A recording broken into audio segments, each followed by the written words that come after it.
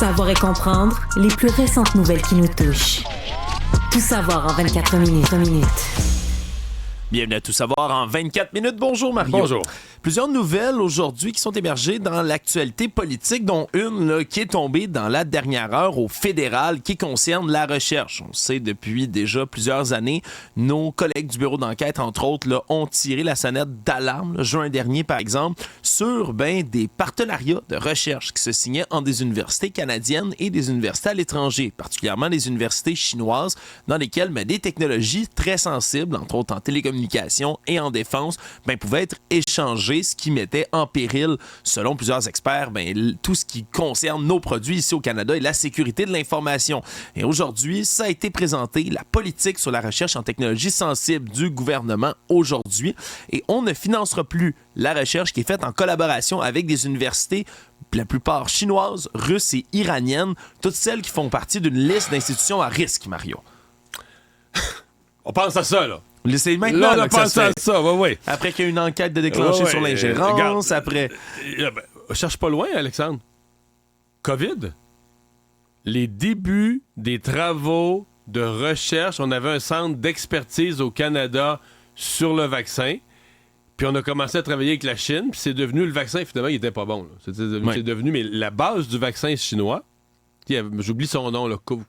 Ouais, je me souviens plus exactement. Le nom m'échappe, mais la base de ce vaccin-là, c'était des travaux dans un centre, je pense, qui était à Halifax, dans un centre d'immunologie, là, de vaccins au Canada. Puis on a travaillé en collaboration avec la Chine, ils sont partis avec le vaccin. Mais, comme le vaccin n'a pas été très efficace, c'était un des moins bons vaccins. Bon, là, on se dit, tant pis, là, mais quand même, le Canada, on travaillait avec la Chine dans ce contexte-là. Ça m'a toujours étonné. Ceci dit, je pense que si le gouvernement fédéral annonce ça aujourd'hui, c'est pas indépendant de ce qui s'en vient dans 10 jours, là, le début des travaux.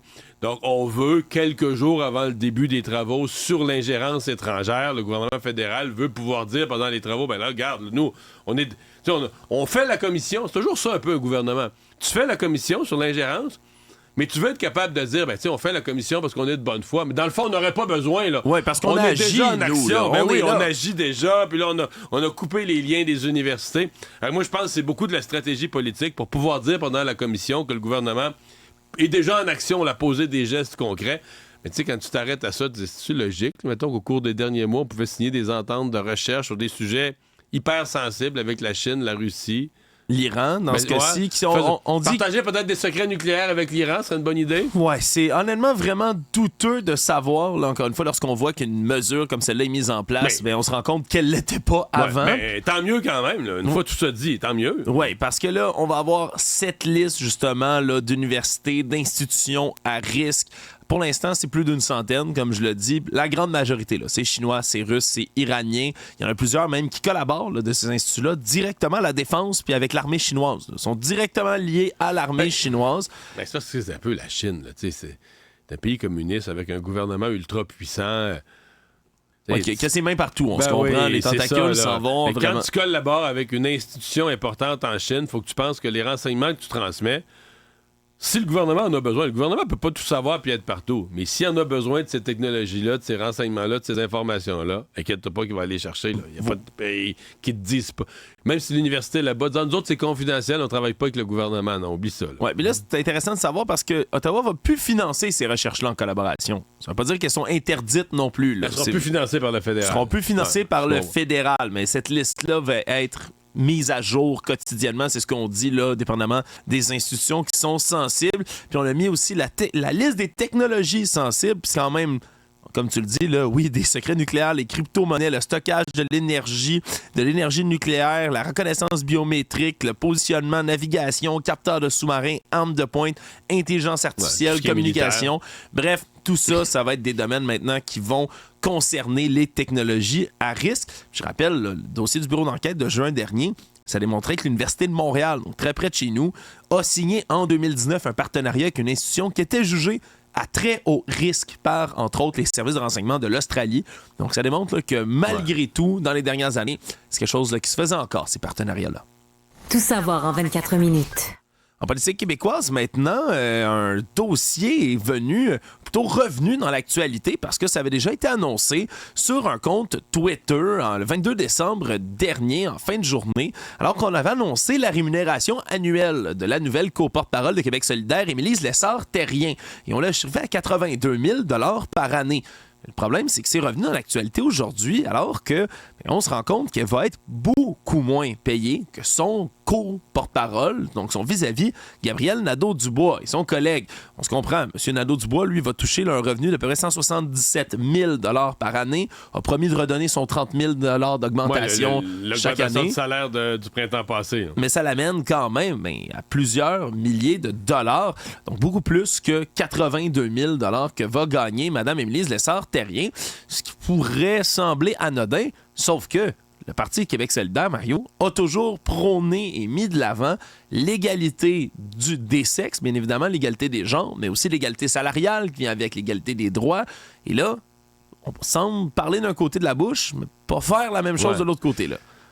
Ben, d'abord, en ce qui me concerne, c'est pas l'idée d'équité salariale, c'est à travail égal, salaire égal.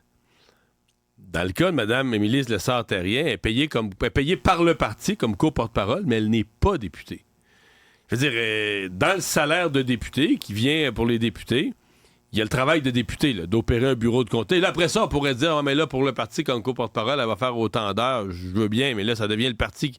Mais les gens qui sont payés par l'Assemblée nationale pour être députés, ils ont une responsabilité de député, la responsabilité de représenter leurs citoyens, d'opérer le bureau de comté, de voter au Parlement, d'étudier les projets de loi. Je veux dire, il y a quelque chose qui vient avec la paye. Elle n'a pas été réélue, donc elle n'a plus ce travail-là. Est-ce que... ça, c'est l'aspect. Donc, sur les faits, pour moi, il n'y a pas de discrimination. Là. Elle n'est pas victime de rien. D'ailleurs, elle-même était d'accord. Mais... tu sais, dans notre analyse politique du jour, on en parlait avec notre collègue Marie Montpetit qui disait, ouais, mais au-delà de ça, au-delà des faits, il y a la perception.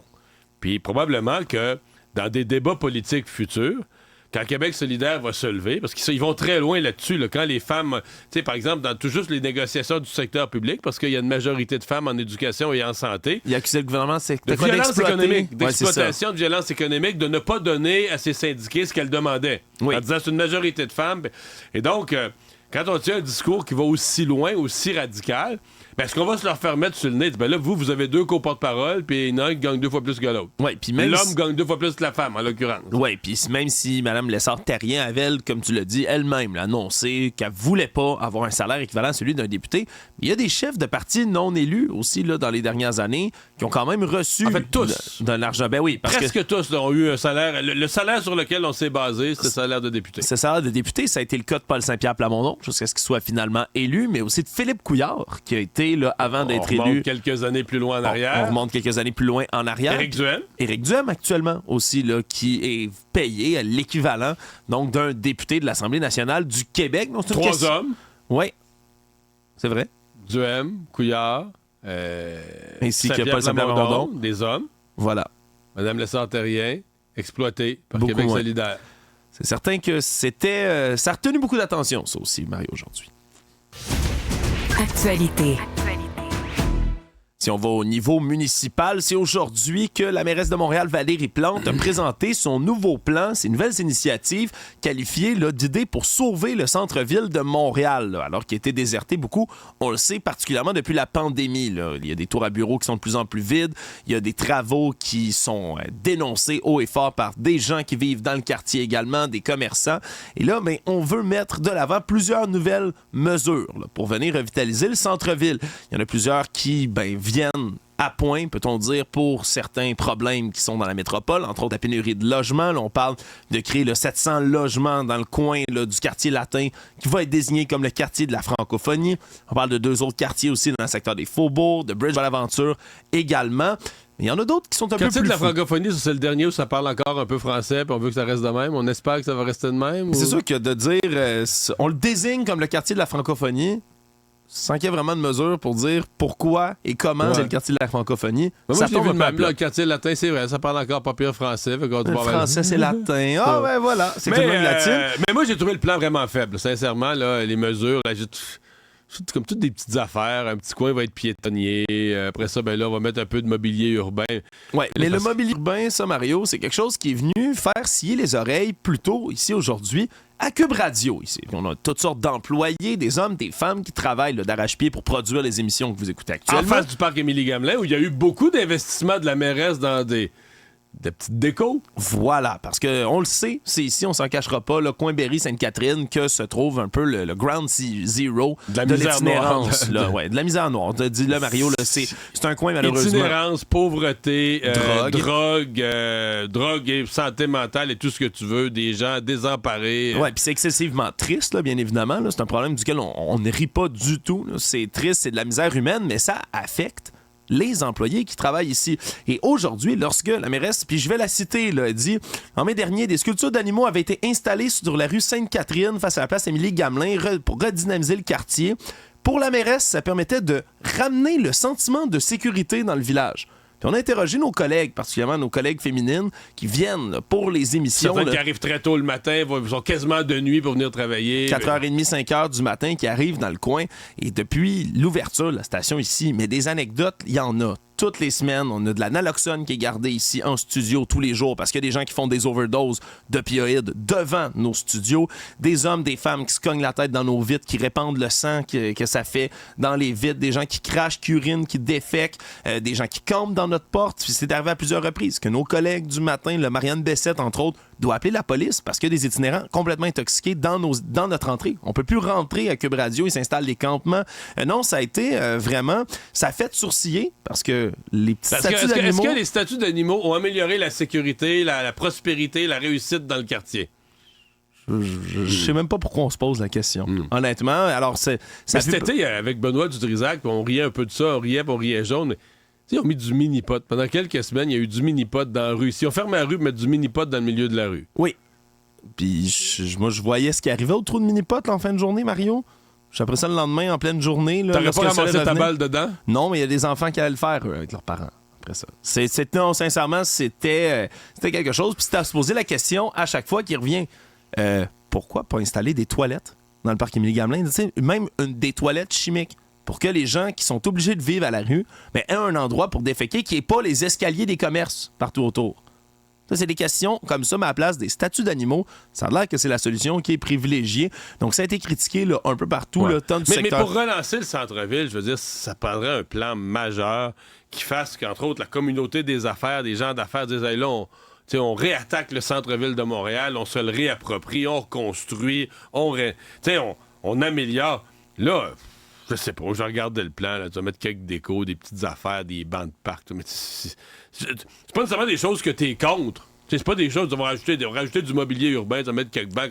Tu vas te dire, ouais, fais-le, c'est bien sympathique. Mais est-ce que c'est ça la solution? Est-ce que tu transformes un centre-ville à moitié mort en une des villes les plus dynamiques sur Terre avec des patentes de même? Si tu veux relancer vraiment Montréal, sincèrement, je le vois pas. Là. J'ai rien vu de ça.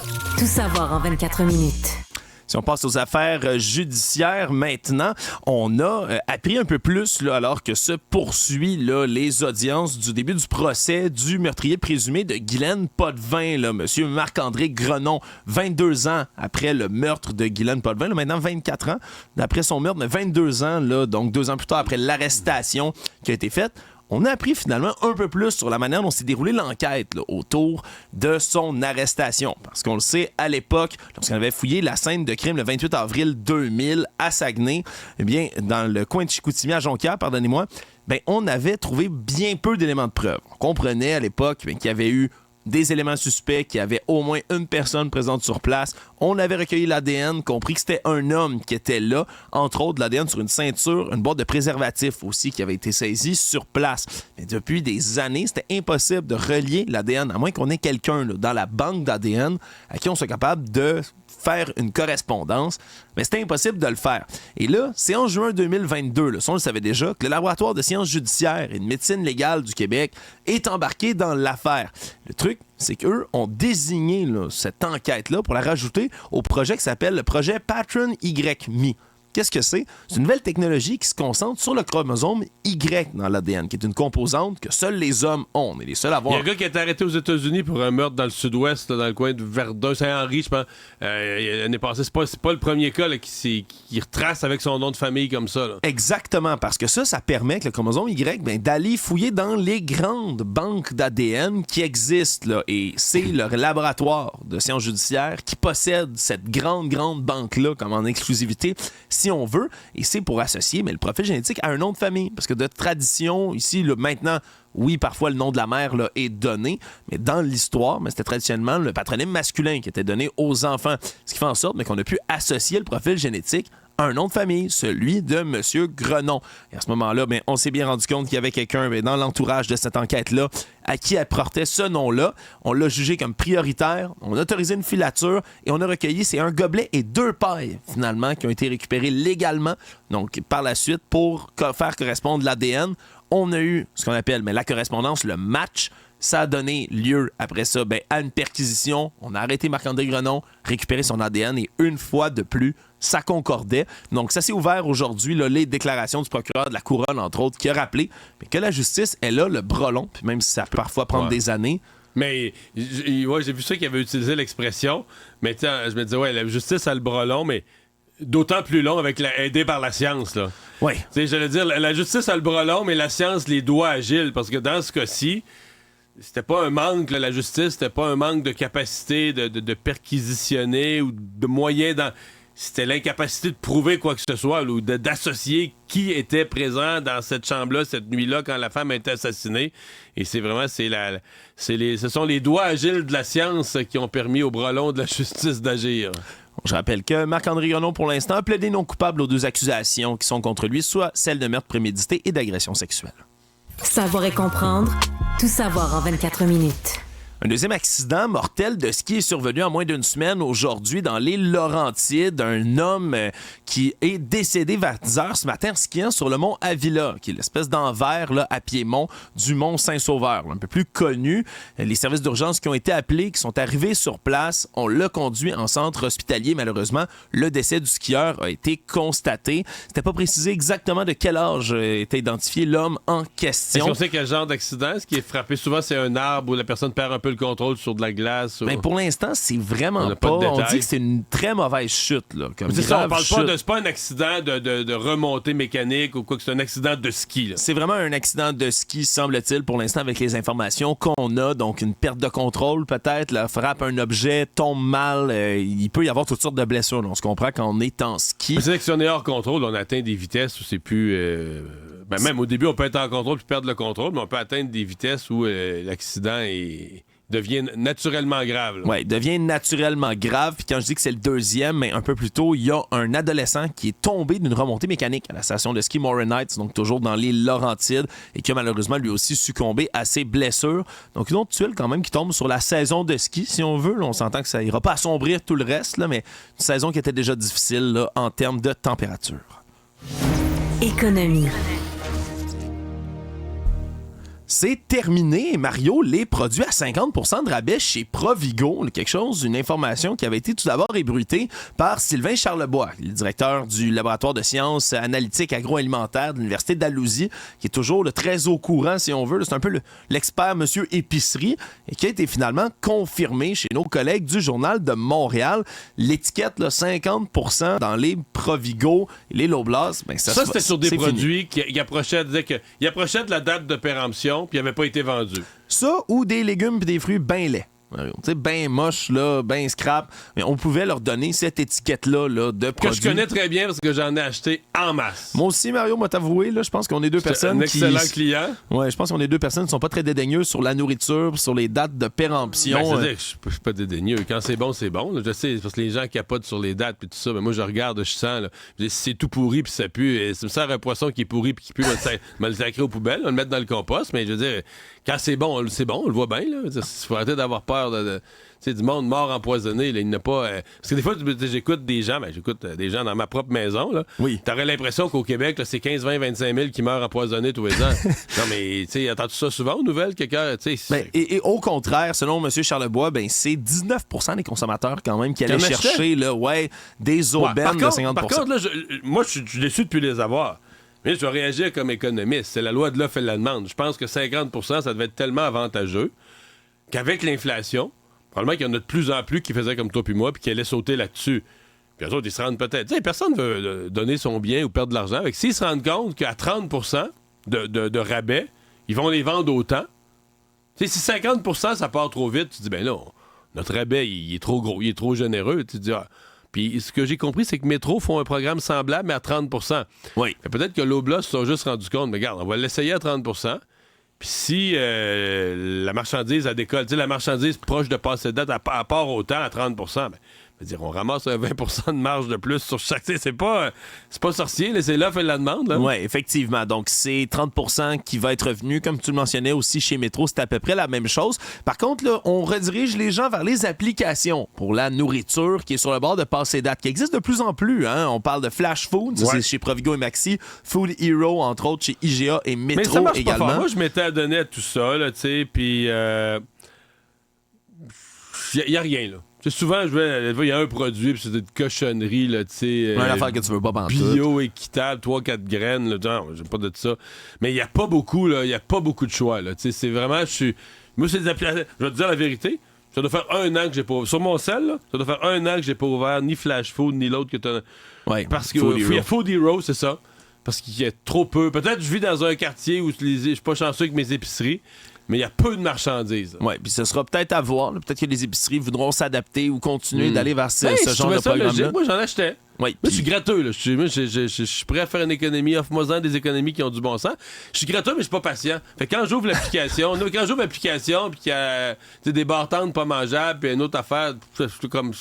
On dirait qu'à un moment donné, ben là, c'est ça. J'ai jamais pris la décision, je vais arrêter d'y aller, mais de facto, spontanément, je les vois, les applications, là. Puis je les ai pas ouvertes. Je serais curieux de voir la dernière date, je les ai ouvertes les deux. D'après moi, ça doit faire plus qu'un an. Fait que c'est comme quelque chose à redévelopper, ça, pour les supermarchés. Comment tu écoules ton stock que tu veux écouler, mais en utilisant des applications comme celle-là. Mais peut-être encore là que c'est juste les succursales. Peut-être j'irai à d'autres succursales puis qui ont plus de choix, là. Le Monde. Les forces du Qatar ont annoncé un peu plus tôt aujourd'hui qu'Israël et Hamas sont arrivés à une entente pour faire entrer de l'aide humanitaire à la population du territoire palestinien dans la bande de Gaza. On parle entre autres d'aide humanitaire, mais aussi de médicaments qui sont destinés aux otages, qui sont encore retenus par les forces du Hamas. Ça a été négocié à la fois par le Qatar et la France, et ça va arriver d'ici demain, donc dans la bande de Gaza, là, des avions qui sont partis du Qatar pour se rendre sur place. Donc, ça pourrait marquer encore une fois une espèce d'accalmie dans le conflit qui continue à être suivi, mais j'avoue, moi, que ça m'a un peu déprimé. Je pensais sincèrement qu'avant Noël, il y a eu ces 4 ou 5 jours, en tout cas, là, que ça avait duré. De cessez-le-feu. Qui avait permis certains échanges d'otages, de l'arrivée de certains produits là, d'extrême nécessité, donc de ravitaillement. Je pensais que, si on s'était entendu sur de l'aide humanitaire, si on s'était entendu sur des échanges d'otages, si on s'était entendu sur une trêve, arrêter les frappes pendant quelques jours, je me disais, bon, ça veut dire que ça se parle, mais c'est comme si c'était jamais arrivé. La guerre a repris plus fort que jamais ensuite, puis là, on a ce nouvel épisode, mais j'ai de la misère à être optimiste. Là. Ouais, on parle d'une cargaison de 2 avions. Quand on se souviendra, là, pour l'ensemble de la population de la bande de Gaza, ça avait déjà été dénoncé par toutes sortes d'ONG non gouvernementales. On a besoin de centaines et de centaines et de centaines de camions d'approvisionnement, là, simplement pour que les gens ne meurent pas de faim ou de soif sur place. Donc, d'avoir cette annonce-là, d'accord, mais ça semble être une goutte peut-être dans l'océan. On verra par la suite ce qui arrivera, mais c'est certain que les pourparlers là, pour une entente de paix semblent pas être... on semble être encore très loin de tout ça. Tout savoir en 24 minutes. En terminant, l'ONU aujourd'hui a réalerté au sujet d'une exécution qui est censée se mener aux États-Unis parce que on veut procéder à une nouvelle méthode d'exécution qui n'a jamais été testée sur les humains dans l'État de l'Alabama aux États-Unis. On parle de décès qui est provoqué par hypoxie avec de l'inhalation d'azote. En gros, on fait ingérer de l'azote à quelqu'un qui est plus capable d'avoir de l'oxygène. Ingérer, on fait respirer. On fait respirer. Oui, j'ai dit ingérer, mais respirer, voilà, de l'azote pur à quelqu'un. Il n'y a pas d'oxygène là-dedans, puis la personne finit par en mourir. Le problème, c'est que en Alabama, l'Association américaine vétérinaire demande de donner un sédatif aux animaux qui sont euthanasiés de cette manière-là, même les plus gros, en disant « mais c'est inhumain puis c'est cruel de faire ça ». Ça doit avoir un peu un effet de noyade, là, ça doit manquer d'air, puis je sais pas trop. Là. Exactement, c'est ce que dénonce l'ONU qui dit ça ressemble à un procédé d'exécution qui est cruel, qui ressemble à de la torture, même voire humiliant. Et là, on euthanasie les animaux avec ça, on les endort avant. Les humains, on veut pas faire ça dans l'État de l'Alabama. Donc l'ONU qui scrute ça là, de très près pour s'assurer que ce soit pas une méthode comparable à de la torture aux États-Unis. Résumer l'actualité en 24 minutes, c'est mission accomplie.